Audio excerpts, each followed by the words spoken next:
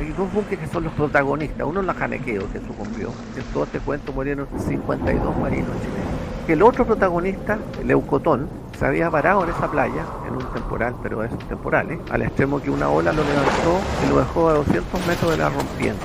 Un buque de 800 toneladas. Hubo errores en el mando, y errores graves, al extremo que con 52 muertos hay errores graves. Yo sabía cosas muy vagas. Una, que había sido submarinista, de los primeros submarinistas de la Marina. Dos, que de alguna forma le había tocado participar en el rescate de las víctimas de un naufragio muy famoso que hay aquí, de las víctimas del Itata, exagerando como somos los chilenos, le dicen el Titanic chileno. Y en la Torre fue muy famoso porque en ese momento era el buque más poderoso de América. El poder de fuego de ese buque de Juan Fernández podría llegar con un balazo a los Andes. Y estos eran unos verdaderos tubos, son los primeros submarinos de tipo H, que se llamaba, que algunos de estos mismos habían estado en combate en la Primera Guerra Mundial. Y yo tengo mucha admiración por el Libertador O'Higgins. El Libertador dijo lo siguiente: este y 100 triunfos más no serán nada si no dominamos el mar. Don Bernardo era insistente en el tema que había que dominar el estrecho de Magallanes. Y bueno, la última palabra de O'Higgins es Magallanes, antes de expirar. Bienvenidos a La Hora del Museo, el podcast del Museo Histórico Nacional. Identidad, cultura, patrimonio y más. Soy Rocío Muñoz y te invito a un encuentro diario con la historia y sus protagonistas.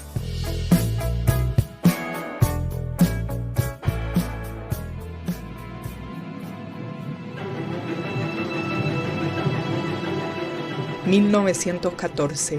inicia la Primera Guerra Mundial. En el astillero Fall River Shipbuilding en Estados Unidos se iniciaba la construcción de 10 submarinos de la clase H, encomendados por la Royal Navy británica. Mientras tanto, Chile, en la búsqueda de fortalecer su flota, enfrentaba un desafío inesperado. Sus dos primeros submarinos encargados, el Iquique y el Antofagasta, estaban retenidos por parte de Inglaterra justo cuando se iniciaba el conflicto mundial. Con el telón de fondo de un mundo en guerra, la Armada chilena se preparaba para un nuevo capítulo. El comandante en jefe de la división de sumergibles, en un acto de determinación, se comunicó con Inglaterra y recibió la respuesta que cambiaría la historia naval. Ya podría utilizar los submarinos cuando quisiera. Así fue como en julio de 1917 llegaron a las costas chilenas 6 submarinos que fueron bautizados con nombres de guerreras mapuche. Hoy nos enfocaremos en la figura del contraalmirante Luis Muñoz Artigas, quien fue parte de esta audaz travesía que trajo a Chile estos 6 buques con la última tecnología de la época, desafiando tormentas, navegando por las aguas de Cuba y por el recién inaugurado Canal de Panamá. También recordaremos su heroica participación en el rescate de los náufragos del vapor Itata en 1922. Para profundizar en esta emocionante historia tenemos con nosotros a José Miguel Huerta Marín, autor de En la senda del almirante, un libro que nos invita a redescubrir las hazañas de nuestra historia naval.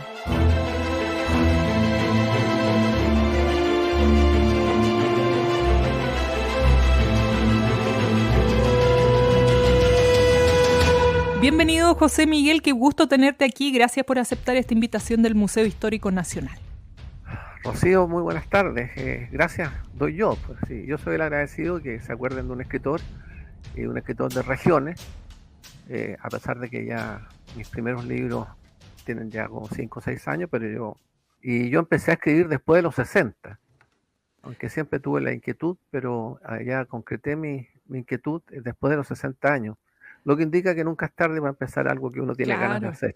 Suele pasar, hay muchos escritores que han empezado cuando ya uno como que puede librarse de alguna manera de la vorágine de la rutina, el trabajo, la casa, la crianza, en fin. Estoy pensando Exactamente. en superventas chileno y también premio Nobel, también por ahí alguno que empezó tarde, después de los 70 años. José Miguel, bueno, la idea es conversar hoy de tu último libro que tiene que ver con nuestra historia naval y sobre todo con una historia personal tuya, pero no quiero adelantar nada porque quiero dejarlo en tus palabras. ¿Cómo es que te surge la idea de ponerte a escribir este último libro tuyo? ¿De dónde vienen las raíces de esta historia?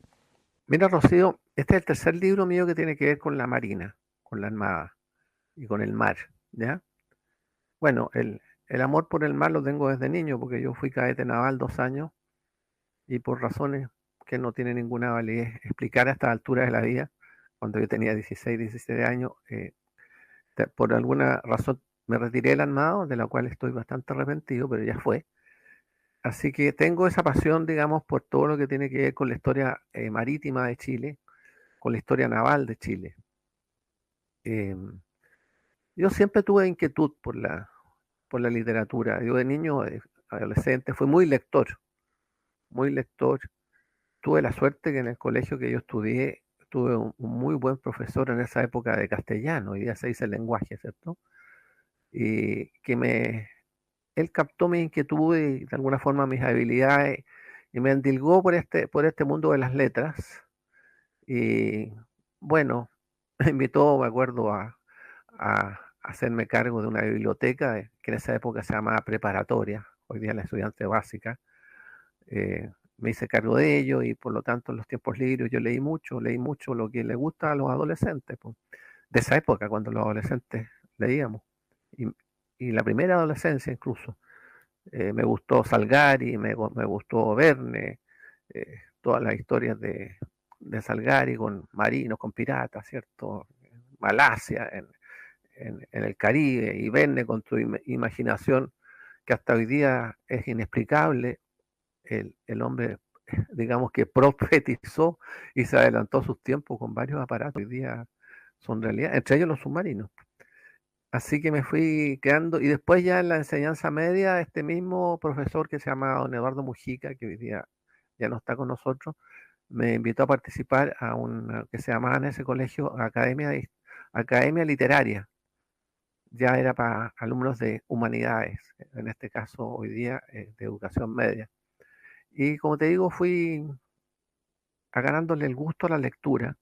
En esa academia literaria, bueno, nos hacía escribir cuentos, nos hacía escribir poemas, nos hacía echar a andar las habilidades por las letras, que él tenía muy captada en la gente que participábamos ahí, y por ahí fui partiendo, pues. Bueno, después, a los 16, a los 15, entré a la escuela naval hasta casi los 17, y fui conociendo más todo lo que es el tema del mar, de la marina, de los buques, y de ahí que de mis 4 libros, 3 están relacionados con la marina y con la armada. Aunque tú no lo creas, los temas me han llegado solos. Porque primero, que es este libro que aquí que está en la portada, que es Hijos de dos guerras, en parte, la mitad del libro es la historia del crucero ligero alemán Dresden, Primera Guerra Mundial. Y me llevó a mí por 2 razones. Una, porque yo en mi trabajo, que me acabo de retirar de mi trabajo hace un par de meses, después de 14 años en esta empresa, eh, a cargo de las finanzas, curiosamente, un hombre de letras. ¿Ah? Ahí Súper conocí a un, distinta el área. sí, la vida, o como yo soy creyente a Dios, es irónico. Escribe con letra torcida, decía mi madre. Y resulta que de este par de esta niña que está aquí, que son personajes reales, un colega y que fue jefe mío, era gerente de administración y finanzas, es nieto, o sea, es hijo de ella. Y ella, a su vez, es hija del tripulante más joven del Dresden. Entonces, él conocía muy bien la historia del Dresden, porque él es de apellido alemán y croata. Por el lado alemán, nieto del tripulante más joven del Dresden. Por el lado croata, por el lado de su madre, el apellido Posavac, su abuelo había combatido en la Segunda Guerra Mundial. O sea, por eso se llama hijo de dos guerras, porque abuelos paterno y materno, uno primera, dos, Segunda Guerra Mundial, el segundo. Me gustó, y dije, oye, Jorge se llama mi amigo, ¿qué te parece si yo exploro en algunas editoriales, a ver si les interesa el libro? Y se lo mandé, creo que a como 4 o 5 editoriales, de las cuales 2 se interesaron. Y una de ellas fue Reel Editores. Y así salió este libro, por casualidad. Y este otro que está acá, que es Agonía en el Mar, que también es la historia de un naufragio, Agonía en el Mar, el Calvario de la Janequeo. Es un naufragio que en 1965 ocurrió aquí cerca de Osorno, en la costa de Purranque. Y yo tenía mucha curiosidad, porque soy curioso, porque este accidente, este naufragio, hay 2 buques que son los protagonistas. Uno es la Janequeo, que sucumbió. Entre paréntesis, en todo este cuento murieron 52 marinos chilenos. de la Armada de Chile, y tenía la curiosidad porque el otro protagonista, que es un buque se llama, porque todavía están los restos, el Leucotón, se había varado en esa playa en un temporal, pero de esos temporales, al extremo que una ola lo levantó y lo dejó a 200 metros de la rompiente. Un buque de 800 toneladas, calcula tú la fuerza del mar. Wow. Entonces, y como yo sabía que estaban los restos del Leucotón ahí, dije yo, esto tengo que ir a verlo.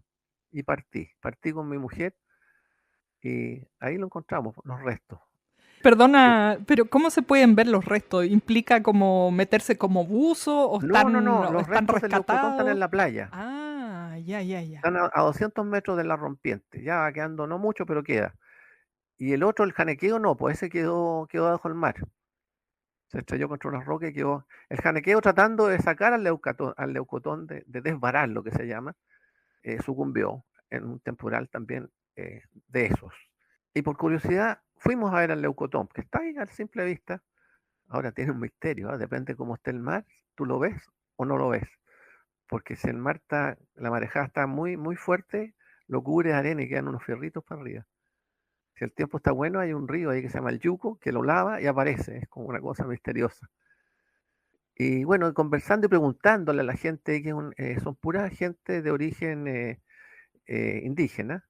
Bueno, ellos, sus antepasados, digamos, sus abuelos, sus padres, los más viejos, ayudaron en su momento a que no hubiera más de 52 muertos, porque ayudaron, cobijaron, sacaron gente del agua. Y entonces yo le dije a mi señora, aquí hay una historia. Y ella me dice, bueno, pero aquí tiene que haber muchos escritos sobre esto, tiene que haber algún libro. Yo le dije, no, fíjate, yo he investigado, no hay ningún libro sobre este naufragio de la Janequeo, hay solamente un folleto de los años posteriores, pues si esto fue el 65, ha sido el mismo, 66, 67, pero libros no hay.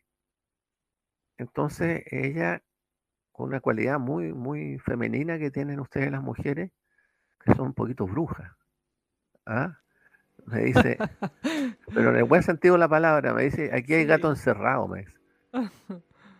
Y había, po, había gato encerrado porque la verdad es que en un comienzo, bueno, para que se produjera toda esta tragedia hubo, a mi juicio, y refrendada por algunos marinos que fueron compañeros míos en la Marina y que llegaron a altos cargos, hubo errores en el mando. Y errores graves, al extremo que con 52 muertos hay errores graves. Esta cuestión como que se metió debajo de la alfombra un buen tiempo. Y yo empecé a sacar polvo debajo de la alfombra, a preguntar, a averiguar, hablé con los hijos de gente de los comandantes ahí que murieron ahí. Hablé con 4 tripulantes que quedaban vivos, todavía ancianos. Bueno, fui 3 veces más allá a Manquemapu, se llama este sector, y había polvo debajo de la alfombra.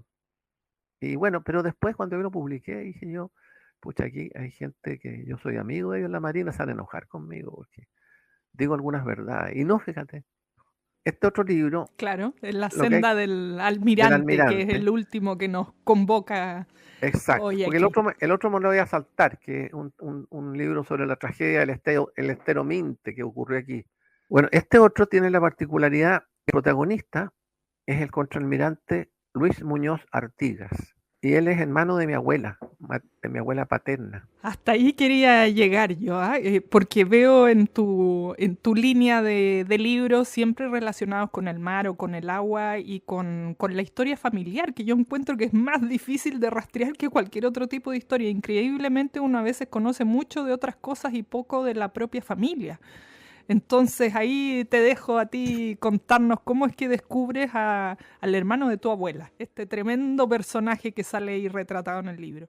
Y fíjate tú que el almirante Luis Muñoz Artigas no es un almirante que suene mucho en la historia naval. Yo como que lo quise reivindicar un poco. Sí, yo veía la foto, se nota la impronta, además con el escrito que tiene, que dice hasta el signo zodiacal, todo como se va describiendo y con la foto Sí, ahí uno inmediatamente se remonta a la historia y la época.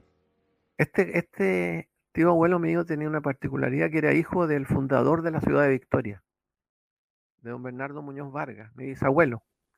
Yo me llamo José Miguel Bernardo, por don Bernardo Muñoz Vargas. Y él nació en un campo que tenía don Bernardo ahí cercano a Victoria, que se llama San Luis de Chicauco, que tiene la particularidad que también mi padre nació en esa misma casa. O sea, no puede ser, esa rama de mi familia ya no puede ser más victoriense. ¿Ah? Soy nieto bisnieto del fundador y nieto de este señor. Y mi padre, como te digo, bueno, él tiene una vida pública en Victoria, fue parlamentario, mi abuelo también. Entonces estoy muy ligado a esa ciudad y la verdad es que yo algo sabía de la historia de este caballero, porque uno escucha cuando es niño, que el tío Lucho Muñoz hablaba a mi mamá y mi papá. Y fíjate que un día yo empecé a investigar y llegó una prima hermana mía, que la menciono ahí, María Alicia Huerta, y me regaló el uniforme de este caballero, que están las fotos ahí, tú tienes que haberlas visto. Y son estos uniformes antiguos con levita.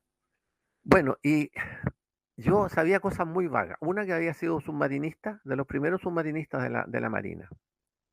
Dos, que de alguna forma le había tocado participar en el rescate de las víctimas de un naufragio muy famoso que hay aquí, de las víctimas del Itata. Alguna gente, exagerando como somos los chilenos, le dicen el Titanic chileno.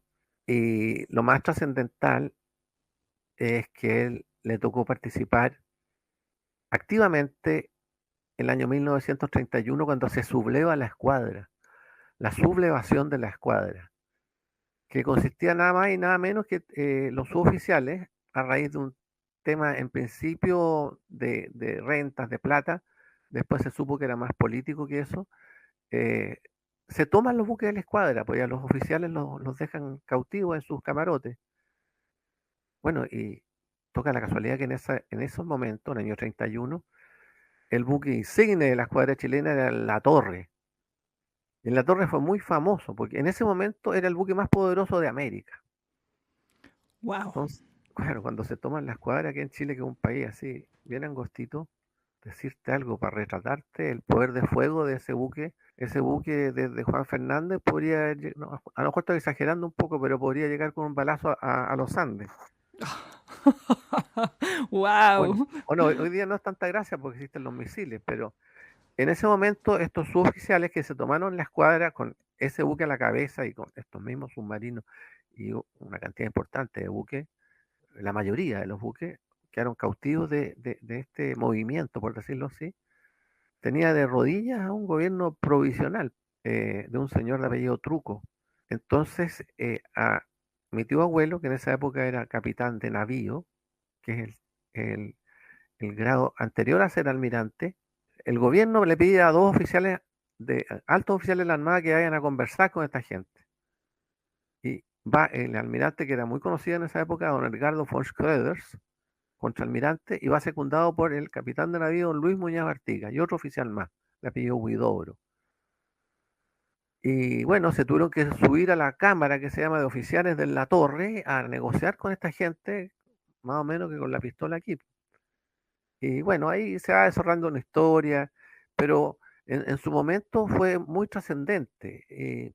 Yo de hecho adjunto, y me costó harto conseguirlos, pero los conseguí, muchas revistas de la época. Yo me preocupé de que me las fotografiaran para poder tener buen pixelaje. Y ahí hay harto material gráfico, ¿ah?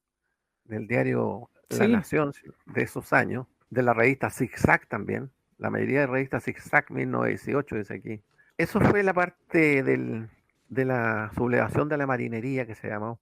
Bueno, y lo que te explicaba anteriormente, él como Mm. oficial joven, como teniente, le tocó integrar la tripulación de uno de los 6 primeros submarinos que alguna vez Chile adquirió en 1917. Eso me suena fascinante, ¿no? Porque para la época, hace tanto tiempo, yo alguna vez entré a un submarino cuando estuve de viaje en Canadá, recuerdo, y no era un submarino tan antiguo, no era moderno tampoco, pero es realmente, hay que tener una capacidad mental importante para estar arriba de un submarino. Entonces, cuéntanos eso de los primeros submarinos, de esta tecnología, me imagino que habrá tenido que ser también de los mejores marinos para poder estar ahí, para ser submarinista. ¿Cómo esta faceta de estar ahí dentro de estas tecnologías que tuvieron que haber cambiado todo el concepto de combate naval? Afirmativa, te iba a decir. Así es. Mira, te cuento que yo tengo un problema, yo soy claustrofóbico. Así que si hubiera seguido en la Marina no podría haber sido submarinista. De hecho, en los años 70 navegué un poco, un par de horas en submarino, pero en superficie, nunca me sumergí.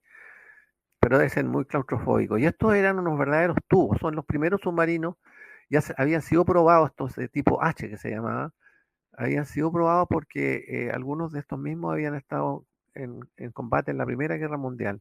Y por un tema político, diplomático, al final Chile se quedó con estos 6 submarinos que no estaban destinados a Chile. Pero ahí se manejó muy bien el embajador nuestro en Gran Bretaña y las buenas relaciones que teníamos con la Marina de Estados Unidos. Al final nos quedamos con los submarinos.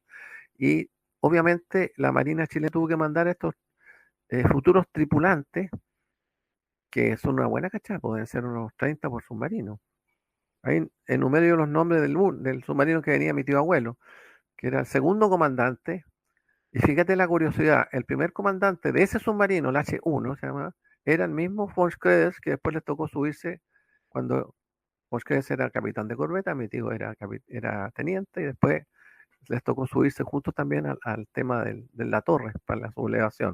O sea, como que la vía los vía uniendo, los iba uniendo. Y de hecho, el almirante von Schroeder, y yo lo menciono ahí, en un libro que escribió sobre la sublevación, le hace algunas loas, algunos elogios a mi tío. Bueno, como te digo, esa navegación fue heroica porque eran unos verdaderos tubos, con la mejor tecnología Claro. de la época. ¿Eh? A ver, para refrescar algunos ámbitos, ¿de qué año estamos hablando? ¿Y el viaje era desde Inglaterra hasta Chile en submarino? 1917. No, los submarinos eran fabricados en Estados Unidos, en Groton, Ya. en Connecticut. Groton queda al norte de los Estados Unidos, bueno, en Connecticut, que está muy cerca de la frontera con Canadá, precisamente, y hay un río ahí que se llama el Thames o el New Thames. Hay una ciudad que se llama New England, todo es muy british en ese lado, ¿eh? Y frente a New England está Groton, que es la fábrica de submarinos y base de submarinos hasta hoy día de Estados Unidos. Así que se vinieron navegando por el Atlántico desde el norte, casi con la frontera con Canadá, ¿cierto? Connecticut, y bajando hasta el Golfo de México, hasta Charleston. Bueno, tuvieron un temporal, pero de aquellos, en el Cabo Hatteras, que se llama, que está más o menos frente a las Georgia, o sea, a Virginia, por ahí, que es famoso por el mal tiempo, y les tocó una cosa pero espantosa. De ahí se fueron a Charleston, en el Golfo de México, o en el Caribe, por decirlo de otra forma, y repararon algunos daños que produjo eso. Después estuvieron en Cuba, antes de Castro, estamos hablando del año 17, 1918. Esas Y fotos son las que están en el libro, ¿no? Que aparecen en La sí, Habana. sí, en La Habana, y aparecen cruzando después el canal de Panamá. En sus inicios, pues el canal de Panamá se inauguró en 1914. Y después, bueno, bajaron por toda Sudamérica hasta llegar a Arica en primera instancia. Estos eran buques, porque el submarino al final es un buque. Eran buques que estaban hechos para navegar en aguas costeras, oye, y les tocó bastante navegar en alta mar y se comportaron bastante bien.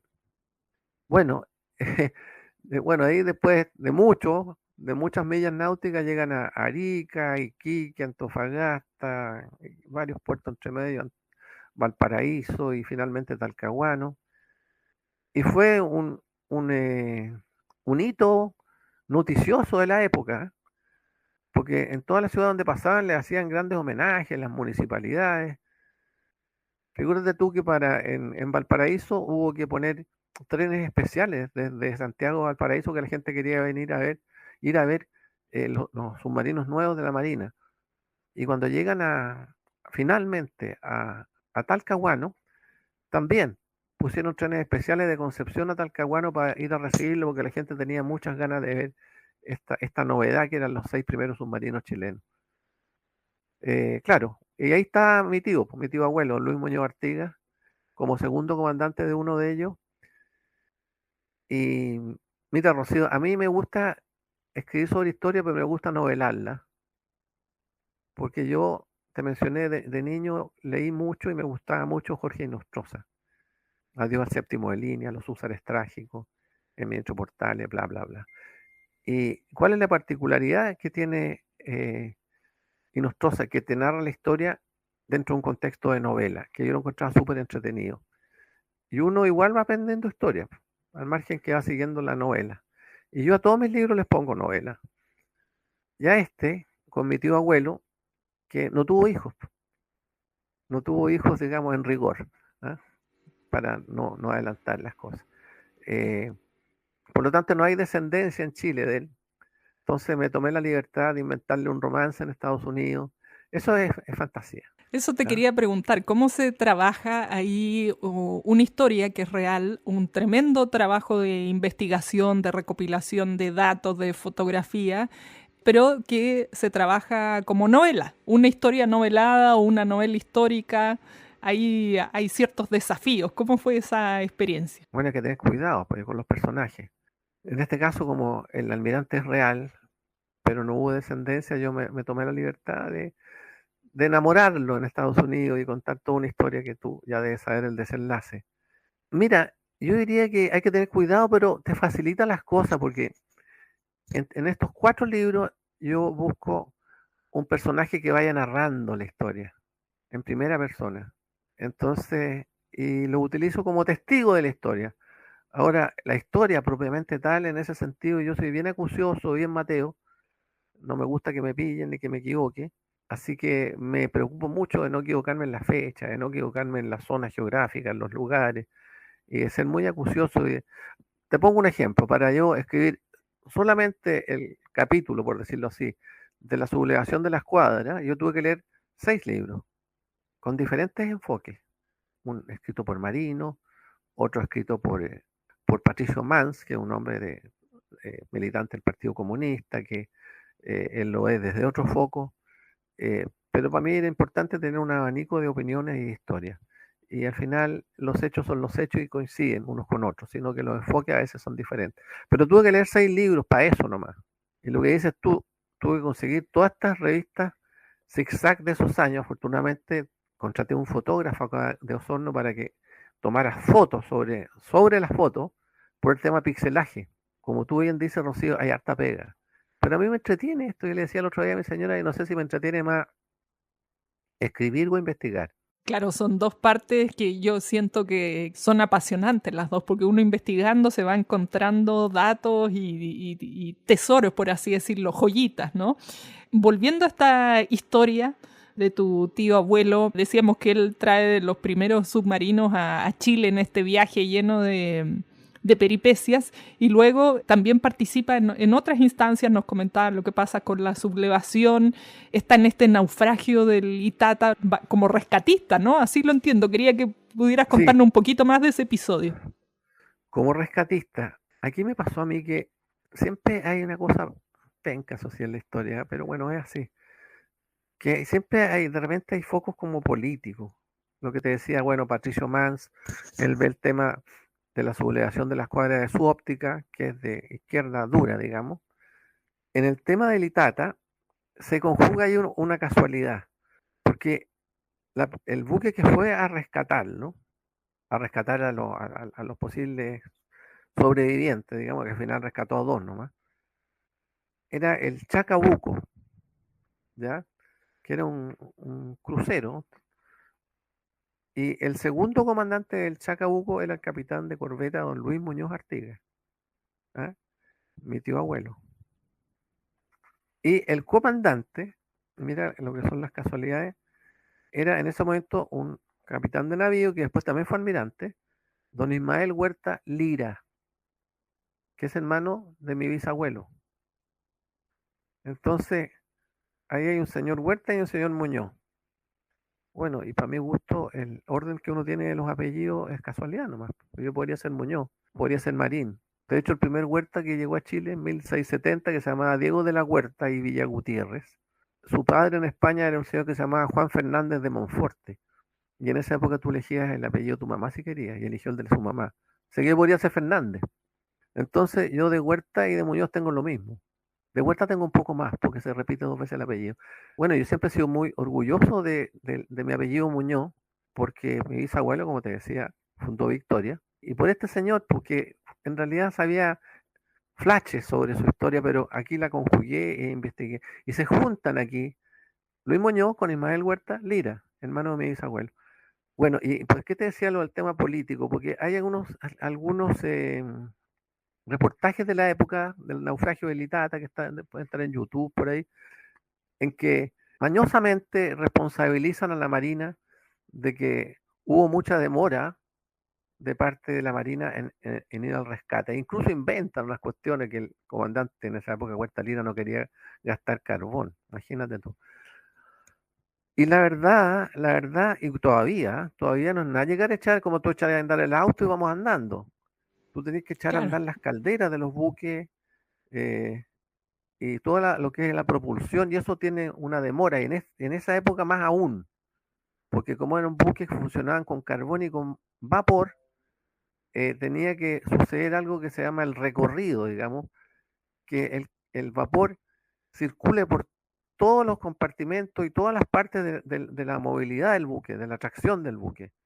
Entonces eso tiene una demora y resulta que cuando se supo del naufragio de Litata, estos buques estaban al ancla en Coquimbo, estaba toda la escuadra ahí, y cuando se supo estaban todos con los motores detenidos, ¿ya? Hubo una demora ahí, claro, en echarlo a andar al Chacabuco. Después eh, había que abastecerse de agua, porque el agua da la movilidad, ¿cierto? El vapor. Y se conjugaron varias cosas. El cirujano del buque o el médico del buque estaba en tierra atendiendo otras cosas. Y había que esperar, ir a buscarlo, porque no iba a ir tú a rescatar en náufrago sin un médico, ¿cierto? claro. Y así se Mm. conjugaron varias situaciones que efectivamente demoraron el zarpe del Chacabuco para ir en auxilio de estos náufragos. Claro, y finalmente, claro, se rescataron dos, que incluso yo pongo la fotografía, y don Pedro Arancí y don Juan Maluenda. Fue poco, se puede decir, ¿eh? Pero en esta historia, que también utilicé mucha prensa de la época, había muchas cosas muy frías, muy crueles, así, qué sé yo, que aparecían cuerpos mutilados, cosas muy horrorosas, pero quise que la gente se dé cuenta cuando hay un naufragio, una que la mar no los trata bien, por los azota contra los roqueríos a veces. Curiosamente los náufragos casi siempre aparecen sin ropa, dicen que el mar les saca la ropa. Y eso ocurrió también en el tema del janequeo. Mm. Sabemos tan poco, siento yo, a pesar de ser un país con 4.000 o más kilómetros de mar, sabemos tan poco del ámbito naval, del mar en sí. Últimamente han surgido más libros, más historias al alcance de todos respecto a nuestra historia naval y por eso también el interés de conversar contigo hoy día. Pero conocemos muy poco. Por ejemplo, este dato que tú dices que si hay un naufragio, los cuerpos quedan desvestidos. Esto que mencionabas de cómo echar a andar una embarcación de esa época, no es como prender el auto y listo, me voy. Todos los tiempos que requiere, bueno, muchas cosas que gracias a tu experiencia o tu pasado en la Marina puedes contarlo con lujo de detalle, con conocimiento del tema. Bueno, sí, pues, hay cosas que se ignoran, y cuando tú dices son 4.000 kilómetros de costa, yo te podría agregar, son 7 veces el territorio terrestre, 7 veces en nuestro territorio marítimo. Si Chile es un Claro. país marítimo, eh, como dice un carreta mío, el almirante Mundo González Robles, que llegó a ser comandante en jefe, fuimos compañeros en la Escuela Naval, esto es como una terraza, es una larga terraza que mira al mar. Entonces, ¿cómo puede caber duda de que Chile es un país marítimo? Mira, te voy a pasar el dato. En Instagram tengo unos podcasts que en este momento no me acuerdo cuántos hay, pero son más de 50 podcasts, que el podcast se llama Navegando en la Historia, ¿ya? Y en alguno de esos podcasts yo lo titulo ¿Por qué la Armada? ¿Ah? Y hace poco, con respecto a por qué la Armada, también me tocó dar una charla en el Club de la Unión de Valdivia que se titulaba O'Higgins y el mar. Y yo tengo mucha admiración por el libertador O'Higgins, por muchas razones que sobran. Y no es que sea o'higginista, no, tengo tanta admiración también por Carrera. Pero él tenía una visión muy clara de que Chile era un país marítimo. a tal extremo que cuando hubo el triunfo de Chacabuco, previo a la batalla de Maipú, no te voy a decir las palabras textuales porque no las recuerdo, pero más o menos el Libertador dijo lo siguiente: este y 100 triunfos más no serán nada si no dominamos el mar. ¿Ya? Y por Dios que tenía visión. Bueno, y así hay varios hitos. ¿Ah? O'Higgins funda la Escuela Naval, entre otras cosas. Y cuando fue la guerra contra la Confederación Perú-Boliviana, el triunfo de Yungay, ¿cierto? El general Manuel Bulnes, O'Higgins ya estaba exiliado en el Perú y el general Bulnes, que después fue presidente de Chile, lo visita en varias oportunidades y él, en sus memorias, Bulnes hace ver que don Bernardo era insistente en el tema del Estrecho de Magallanes, que había que dominar el Estrecho de Magallanes y bla, bla, bla. Y bueno, la última palabra de O'Higgins es Magallanes, antes de expirar, Ah, sí. ¿sí? Antes de morir dice Magallanes. Cuando Bulnes fue presidente de Chile, se acordó de esto, bueno, y organizó una expedición con la famosa goleta Ancud y tomó posesión del estrecho de Magallanes al mando de un comandante, Juan Williams. Si tú piensas hoy día, Rocío, la importancia que tiene desde el punto de vista estratégico, el estrecho es nuestro, es chileno, de pe a pa, de oriente a occidente. Y ahí no hay discusión. Por eso que el otro día hubo tanta algarabía, digamos, cuando los argentinos se equivocaron un poquitito en poner unos, creo que eran unos paneles solares, no sé qué diablo era. Pero no, eso es estrictamente chileno entero. En su momento tuvo mucha importancia, pues, antes del canal de Panamá, ¿cierto? Por supuesto, por ahí se unía al planeta. Y hoy día capaz que la vuelva a tener, porque tú sabes que al canal de Panamá le está faltando agua. ¿Ah? Y hay ciertos tonelajes de buques que calan demasiado y no pueden pasar por el canal. Están pasando de nuevo el estrecho de Magallanes, mira lo que son la vuelta a la vida. Pero bueno, al margen de que O'Higgins tenía claro que era muy importante dominar ese paso, si tú proyectas esa posesión chilena hacia el sur, ahí está nuestro mar Antártico. Y ahí está nuestro territorio antártico, que todavía está medio difuminado, que los hermanos del este a veces, debe ser por error, pero superponen unos mapas de ellos sobre el mar nuestro, se equivocan a cada rato los pobres. ¿Ah? Pero la visión de O'Higgins, ¿ah? La visión de que en esos años, mucho antes de 1900, ¿cierto? Él ya tenía claro que había que dominar el mar.